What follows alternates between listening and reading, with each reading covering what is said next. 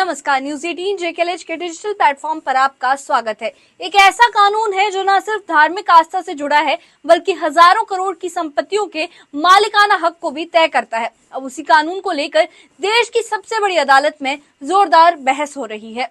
हम बात कर रहे हैं वक्फ संशोधन कानून की, जिसे लेकर सुप्रीम कोर्ट में बुधवार को करीब 2 घंटे तक बहस चली। अदालत ने फिलहाल इस कानून पर रोक लगाने से इनकार कर दिया है, लेकिन सुनवाई के दौरान कुछ ऐसे सवाल उठे जिन्होंने बहस को और भी ज्यादा गंभीर बना दिया।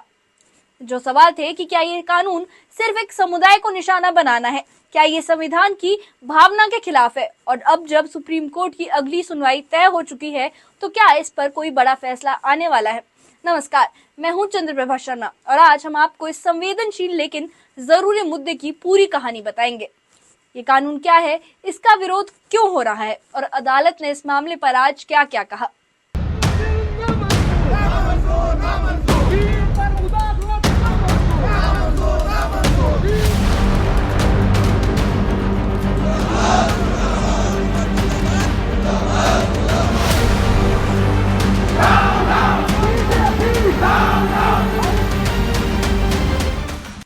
बुधवार को सुप्रीम कोर्ट में वक्फ संशोधन कानून 2025 को चुनौती देने वाली 10 याचिकाओं पर सुनवाई हुई।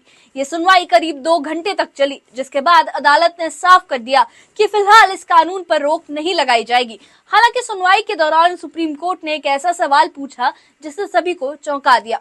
अदालत ने केंद्र सरकार से पूछा कि क्या आप मुसलमानों को हिंदू धार्मिक ट्रस्ट में शामिल होने देंगे। ये सवाल सीधा संविधान के आर्टिकल 14 समानता का अधिकार और आर्टिकल 25 धार्मिक स्वतंत्रता और धर्मनिरपेक्षता के सिद्धांत को छूता है। इसका मतलब ये है कि अदालत इस कानून की गहराई से जांच कर रही है। आपको बता दें कि इस कानून को चुनौती देने वाले सिर्फ सामाजिक कार्यकर्ता नहीं बल्कि कई बड़े राजनेता भी हैं। याचिका दाखिल करने वालों में प्रमुख नाम है एआईएमआईएम प्रमुख असदुद्दीन ओवैसी, आप विधायक अमानतुल्लाह खान, आरजेडी सांसद मनोज झा, सपा के जिया उर रहमान बर्क और टीएमसी की सांसद महुआ मोइत्रा। इन नेताओं का आरोप है कि ये कानून संविधान विरोधी है और मुसलमानों की धार्मिक स्वतंत्रता पर सीधा हमला है। हम तो अल्लाह का शुक्र अदा करते हैं और हम उन जजेस को बहुत बड़ा मुल्क का वफादार समझते हैं जो इस मसले के ऊपर कर रहे हैं, और जो तबसरे इसके ऊपर हो रहे हैं वो ये कि जो हमारा मौक़िफ़ था, स्टैंड था, उस स्टैंड की तायीद हो रही है। बाई यूज़र की भी तायीद हो रही है।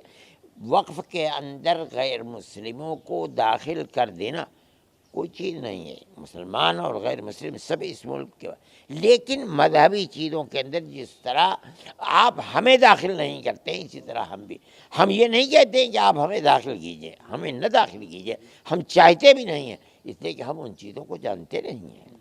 सुनवाई के दौरान विपक्ष की ओर से वरिष्ठ वकील कपिल सिब्बल ने दलील दी कि ये कानून मुस्लिमों की धार्मिक पहचान और आजादी पर हमला करता है। वहीं वरिष्ठ अधिवक्ता एएम सिंघवी ने कहा, ये संशोधन संविधान के आर्टिकल 14, 15 और 25 का उल्लंघन करता है।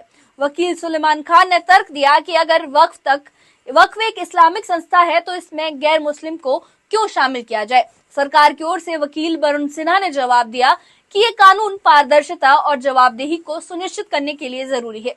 इसमें धर्म से कोई लेना देना नहीं है बल्कि प्रशासनिक सुधार की मंशा है। सुप्रीम कोर्ट की सुनवाई के साथ ही जम्मू कश्मीर में भी राजनीतिक प्रतिक्रियाएं इस मामले को लेकर तेज हो गई हैं। कुलगाम में पीडीपी ने इस कानून के खिलाफ प्रदर्शन किया। पार्टी के वरिष्ठ नेता सरताज मदनी और आगा सैयद मुंतजर ने इस कानून को मुस्लिम विरोधी बताया। उन्होंने कहा कि इस कानून के जरिए केंद्र सरकार वक्फ जैसी धार्मिक संस्था पर नियंत्रण चाहती है। मुस्लिम अक्सरियत रियासत होने के बावजूद भी इस पर कोई चर्चा नहीं हुआ, न एनसी वालों ने चर्चा होने दिया।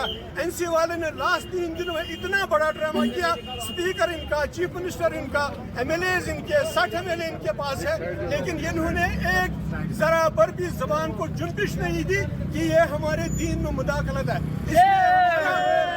तो मैं यही तवक्का करता हूं, क्योंकि सारी नज़रें अब सुप्रीम कोर्ट पर है और मेरी यही तवक्का है कि सुप्रीम कोर्ट आईन हिंद की रोशनी में एक ऐसा फैसला सुना दे ताकि मजहबी आज़ादी को बरकरार रहे और जो ये इज्जत नफ्स मुसलमानों का बार बार पामाल किया जाता है, इसको कहीं ना कहीं रोक लगे।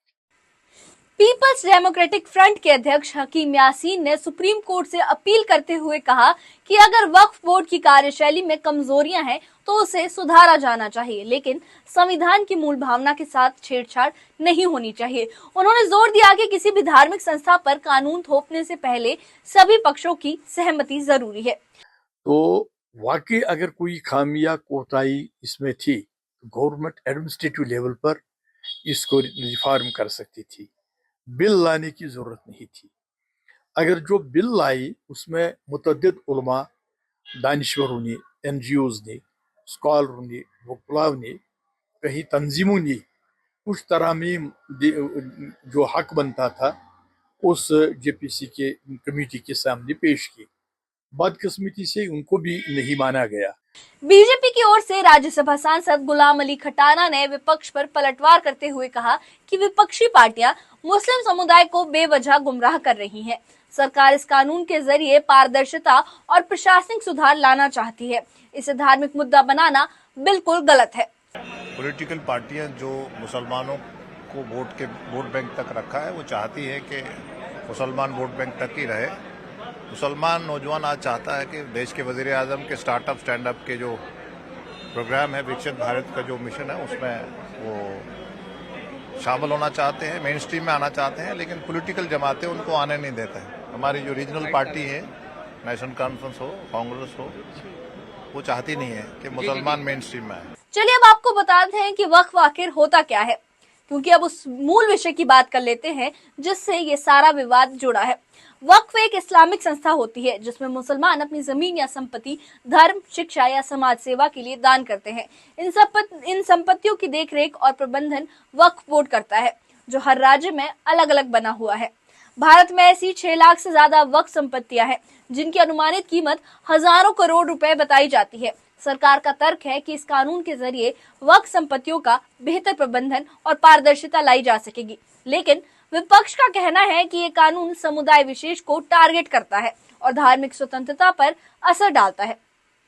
चलिए अब आपको ये बताते हैं कि सुप्रीम कोर्ट की अगली सुनवाई इस मामले में क्यों अहम है। सुप्रीम कोर्ट इस मामले में अगली सुनवाई गुरुवार दोपहर 2 बजे करेगा। अदालत क्या इस कानून की संवैधानिकता पर कोई अंतिम टिप्पणी करेगी?